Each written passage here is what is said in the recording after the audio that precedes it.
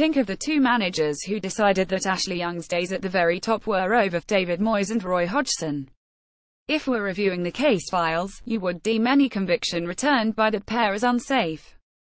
Moyes thought Young was no longer good enough for Manchester United and tried to offload him in the January of his sole season in charge. At the same time, Hodgson cut him from the England squad. 4 years on, Young is playing for Manchester United in England.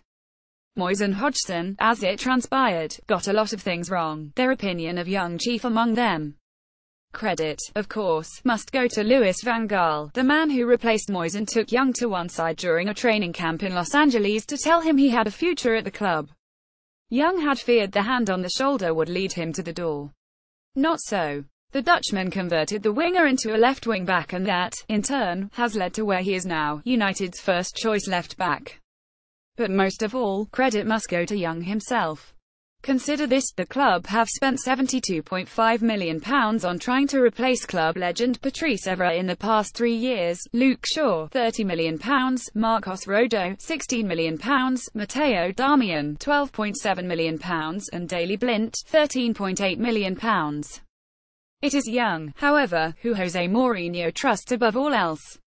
It is said that the United manager considers him an exemplary professional, evidenced by him captaining the side earlier this season. He rejected several deadline day offers for the 32-year-old and told the player he wanted to find a way to include him in his plans, despite him featuring in just 14 Premier League games last season.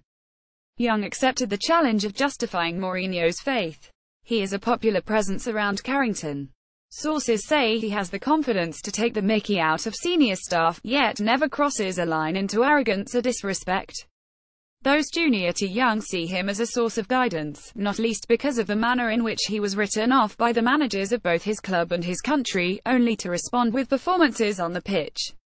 To find the root of that inner drive, we take you back to his school days at John Henry Newman in Stevenage, where he shared a class with Formula One champion Lewis Hamilton.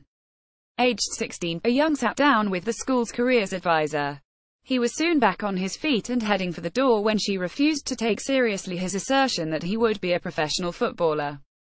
It looked like the careers advisor was right when Young was subsequently told he would not be offered a YTS scholarship at Watford. What did he do? He asked to stay on and train, unpaid, on a part-time basis.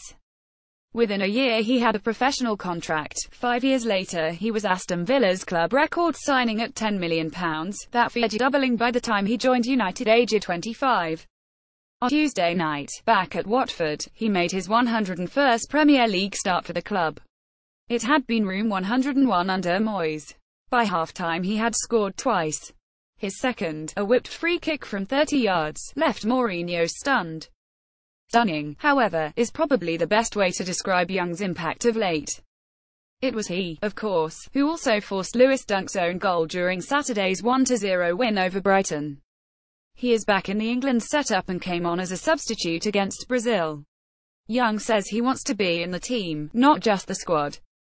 On current form, that is a fair ambition. His versatility will be invaluable to Gareth Southgate, for Young even started a United match at right-back earlier this season. But there is also merit in picking him for the example he sets to a young international group. He was the oldest member of the recent squad, a full decade on from his Three Lions debut. He has seen a lot for club and country in that time. He has also seen off all of those who dared to doubt him.